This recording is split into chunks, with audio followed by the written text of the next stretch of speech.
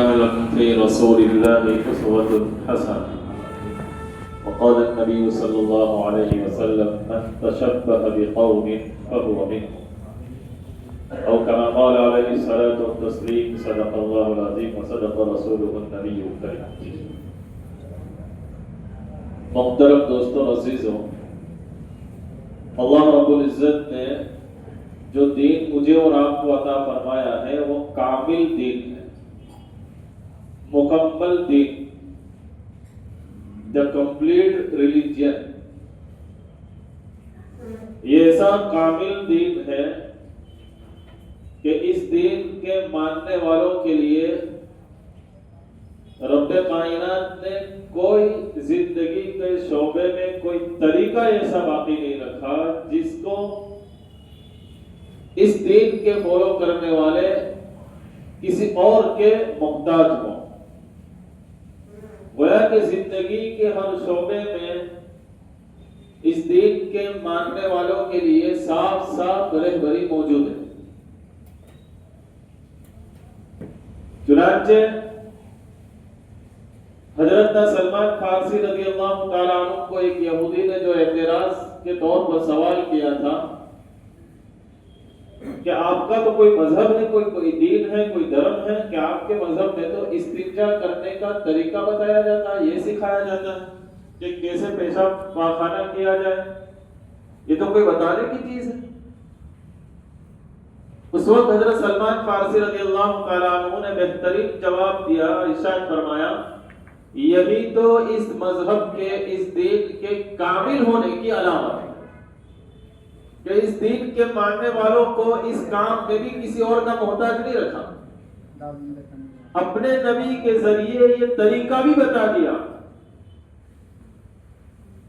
کہ اے محمد صلی اللہ علیہ وسلم کے امتیوں، تم اگر پیشاب پاخانہ کرنے جاؤ تو اس کا بھی یہ طریقہ ہے۔ پتا چلا کہ زندگی کے ہر موڑ میں شریعت مطہرہ نے اس دین کے ماننے والوں کے لیے رہبری کی، اور اللہ کا دستور رہا ہے جب سے اس کائنات کو اللہ نے سجایا، آسمان زمین دنیا کو وجود بخشا، اللہ رب العزت نے اپنے بندوں کی ہدایت کے لیے وقتاً فوقتاً اپنے برگزیدہ بندوں کو دنیا میں مبعوث فرمایا، بھیجا تاکہ وہ اپنے بندوں کی صحیح رہبری کرے۔ یہ سلسلہ حضرت آدم علیہ السلام سے چلتا رہا، اور اس سلسلے کا آخری ورژن، لاسٹ ہے حضور اقدس صلی اللہ علیہ وسلم۔ گویا کہ ہر دور میں اللہ تعالیٰ نے اپنے برگزیدہ بندوں کو اسی مقصد کے سے بھیجا کہ جاؤ میرے بندوں کو زندگی گزارنے کے طور طریقے بتلاؤ، ان کو صحیح راستہ دکھلاؤ، وہ غلط راستے پر نہ لگ جائے، ان کی رہبری کرو۔ سب سے آخر میں نبی پاک علیہ السلام کو اس کام کو لے کر، اس مقصد کو لے کر بھیجا، اور اللہ کے نبی علیہ السلام کی ذات گرامی قیامت تک آنے والی انسانیت کے لیے رہبر ہے۔ تعلیمات نبوی قیامت تک آنے والی انسانیت کے لیے ایک روشن چراغ ہے۔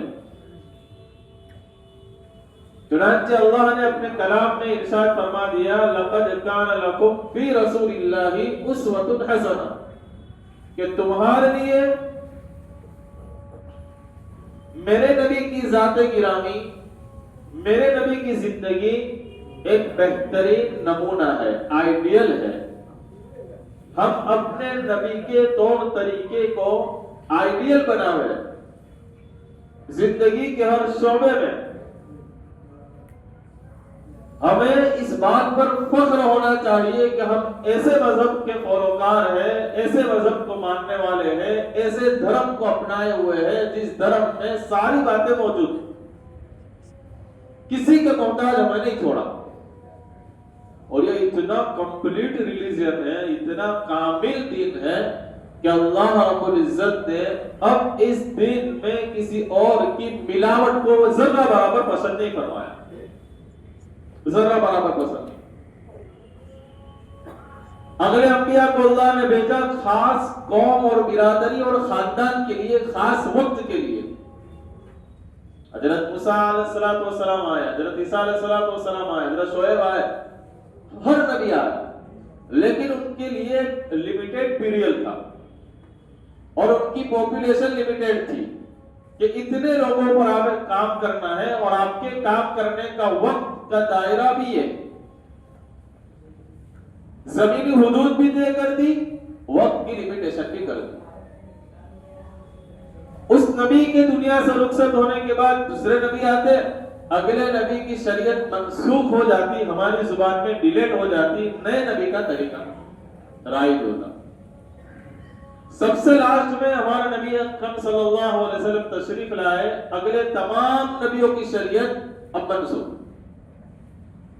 اب اللہ کے نبی علیہ السلام کا طریقہ، ان کا نمونہ، ان کا طریقہ کار، ان کی تعلیمات قیامت تک آنے والی انسانیت کے لیے، دنیا کے جس خطے میں بسنے والا انسان ہو ان کے لیے رہبری اور ہدایت ہے۔ اب کسی اور طریقے کو شریعت نے پسند بھی نہیں کیا کہ بس یہ جو دے دیا گیا ہے اس کو اپناؤ۔ لقد کان لکم فی رسول اللہ اسوۃ حسنہ، تمہارے لیے میرے نبی کی زندگی بہترین نمونہ ہے۔ اب کسی اور نمونے کو تلاش کرنے کی ضرورت نہیں، کسی اور مذہب کا طریقہ ایڈ کرنے کی ضرورت نہیں ہے، تم کسی اور مذہب کے کسی طریقے کے محتاج نہیں ہو۔ اللہ کو بالکل پسند نہیں۔ حضرت عبداللہ بن سلام رضی اللہ تعالیٰ عنہ پہلے یہودی تھے، بعد میں مسلمان ہوئے۔ ان کے اسلام لانے کا واقعہ میں نے تفصیل سے پہلے بتایا۔ بہت بڑے یہودی عالم تھے اپنے مذہب کے، مسلمان ہوئے۔ حضرت موسیٰ علیہ السلام کو ماننے والے اور ان کو ہی شریعت کو فالو کرنے والے کو یہودی کہتے ہیں۔ حضرت موسیٰ علیہ السلام کی شریعت میں ہفتے کے دن کی تعظیم لازمی تھی، سنیچر کے دن کی تعظیم کو بجا لانا ضروری تھا۔ حضرت موسیٰ علیہ السلام کی شریعت میں اونٹ کا گوشت حرام تھا۔ حضرت عبداللہ بن سلام جب مسلمان ہوئے، انہوں نے سوچا کہ اونٹ کا گوشت کھانا شریعت محمدیہ میں حلال تو ہے لیکن ضروری اور فرض نہیں کہ کوئی اگر مسلمان محمد عربی صلی اللہ علیہ وسلم کا کلمہ پڑھنے والا زندگی پر اونٹ کا گوشت اگر نہیں کھاتا تو اس کے ایمان پر، اسلام پر کوئی فرق پڑنے والا نہیں۔ چنانچہ انہوں نے سوچا کہ میں اونٹ کا گوشت نہیں کھاؤں گا۔ اس وجہ سے نہیں کھاؤں گا کہ پہلے میں یہود تھا، موسیٰ علیہ السلام کی شریعت پہ یہ حرام تھا اور یہاں ضروری نہیں ہے، تاکہ دونوں کی رعایت ہو جائے۔ اور ہفتے کے دن کی تعظیم موسیٰ علیہ السلام کی شریعت میں لازمی اور ضروری تھی، اور یہاں اگر کوئی کرتا ہے تو کوئی گناہ کا کام نہیں ہے۔ چنانچہ ہفتے کے دن کی تعظیم بھی بجا لاؤں گا اور اس اونٹ کا گوشت میں اپنے اوپر حرام قرار دیتا ہوں، نہیں کھاؤں گا زندگی پر، تاکہ موسیٰ علیہ السلام کی شریعت کی بھی رعایت ہو جائے، حضرت محمد صلی اللہ علیہ وسلم کی شریعت کی بھی رعایت ہو جائے۔ اللہ رب العزت نے قرآن کریم میں آیت نازل فرمائی، یا ایھا الذین آمنوا ادخلوا فی السلم کافہ، اے ایمان والو جب تم نے کلمہ محمدیہ پڑھ لیا، محمد علیہ السلام کی شریعت کو اپنا لیا، تو اب کامل طور پر مکمل اسلام اختیار کرو، آدھا ادھر سے آدھا ادھر سے نہیں کہ وہاں کبھی کچھ لے لیا، یہاں کبھی کچھ لے لیا، یہ بھی مجھے پسند آیا تو میں نے اختیار کر لیا، نہیں۔ اب سب آپ کو اللہ کے نبی علیہ السلام کا دین اور طریقہ زندگی کے ہر شعبے میں یہی محبوب ہو، اور کوئی چیز محبوب نہیں ہونی چاہیے، منع کر دیا۔ حضرت عمر رضی اللہ تعالیٰ عنہ، جن کے بارے میں خود نبی پاک علیہ السلام نے فرمایا، لو کان بعد نبی لکان عمر، میرے بعد اگر نبوت کا سلسلہ جاری رہنے والا ہوتا اور اگر میرے بعد کوئی نبی بنتا، میرے بعد نبوت کو خطاب کسی کو ملتا تو حضرت عمر کی شخصیت وہ شخصیت تھی کہ انہوں نبی بنایا جاتا۔ ایک مرتبہ تورات کا کوئی نسخہ ان کے ہاتھ لگ گیا، حضور کی خدمت میں لے کر آئے، حضور کو کہا حضور یہ تورات ہے، آسمانی کتاب جو حضرت موسیٰ علیہ السلام پر نازل ہوئی، دیکھیے میرے پاس ہے۔ حضور کا چہرہ بالکل سرخ ہو گیا، آدمی جب غصے ہوتا ہے تو چہرہ لال ہوتا ہے۔ حضرت عمر رضی اللہ تعالیٰ عنہ کی نظر نہیں پڑی، جب انہوں نے حضرت آپ صلی اللہ علیہ وسلم کو نسخہ دیا، حضور نے اعراض فرما لیا، نسخہ نہیں دیا۔ حضرت عمر رضی اللہ تعالیٰ عنہ اس کو پڑھنے لگے کہ اللہ کی نازل کرتا ایک کتابی ہے تورات، اور اللہ کے برگزیدہ بندے اللہ نے جس کو نبی بنایا تھا اس پر نازل کی گئی کتاب ہے۔ چنانچہ تورات کو پڑھ رہے ہیں، یہ کتنی اچھی باتیں لکھی۔ اللہ کے نبی علیہ السلام غصے سے چہرہ سرخ ہوتے جا رہا ہے۔ حضرت ابوبکر صدیق رضی اللہ تعالیٰ عنہ پاس میں بیٹھے ہوئے تھے، حضرت عمر کو کوہنی مار کر کہتے ہیں اے عمر دیکھ حضور کے چہرے کی طرف دیکھ، حضور کا چہرہ ناراضگی کی علامت ظاہر کر رہا ہے، گویا کہ حضور غصے میں ہے۔ حضرت عمر رضی اللہ تعالیٰ عنہ نے اس وقت کہا میں نے اللہ کو اپنا رب مانا، میں نے نبی پاک علیہ السلام آپ کی ذات کو اپنا نبی مانا، اور میں نے مذہب اسلام کو اپنا دین مانا، اور اس پر میں خوش اور راضی ہوں۔ حضور کیا بات ہے، آپ اتنے غصے کیوں؟ کہا کہ عمر اللہ نے تجھے جب ایمان سے نوازا ہے اور شریعت محمدیہ تیرے پاس ہے، قرآن جیسی کتاب تیرے ہاتھ میں ہے، پھر اور کوئی شریعت کی کوئی آسمانی کتاب چاہے کیوں نہ ہو اس کی کوئی ضرورت نہیں۔ حضور پاک علیہ السلام کا جملہ تھا کہ اگر حضرت موسیٰ بھی تشریف لاوے اب دنیا میں تب بھی انہیں شریعت محمدیہ کو فالو کرنا پڑے۔ پتا چلا کہ مزاج شریعت یہ ہے کہ جو دین ہمیں دے دیا گیا ہے وہ کمپلیٹ ریلیجن ہے، کامل دین ہے، اب اس میں کوئی چیز ایڈ کرنا شریعت برداشت نہیں کرتا۔ کسی اور مذہب کا کوئی طریقہ اس دین کو ماننے والا اختیار کرے، شریعت نے سخت الفاظ میں کہہ دیا من تشبہ بقوم فہو منہم، کسی نے غیر کا طریقہ اختیار کیا قیامت کے دن ان لوگوں کے ساتھ اس کا بھی حشر ہوگا۔ چنانچہ ہمارے بچوں کو، ہمارے نوجوانوں کو غیروں کے طور اور طریق پسند آ رہے ہیں، اور نادانشتہ طور پر، غیر محسوس طور پر ہماری نئی نسلیں، ہماری اولاد غیروں کے طریق اور تہواروں میں شرکت کر رہی ہے، اور ہماری اس پر خاموشی یہ اللہ کے عذاب کو دعوت دینے کے مترادف ہے۔ دین مذہب اسلام کا مزاج مذہب تو یہ ہے کہ اور کے طریقے کو بالکل برداشت نہیں کیا جائے۔ جب آپ کے پاس طریقہ محمدیہ ہے، شریعت محمد ہے، اور کوئی طریقہ آپ کو گوارا نہیں ہونا چاہیے۔ چنانچہ جتنے بھی غیروں کے تہوار آنے والے ہیں، اگر ہماری نئی نسلیں، ہماری اولاد اس میں شرکت کرتی ہے تو ہمیں ذرا سوچنے کی اور فکر کرنے کی ضرورت ہے۔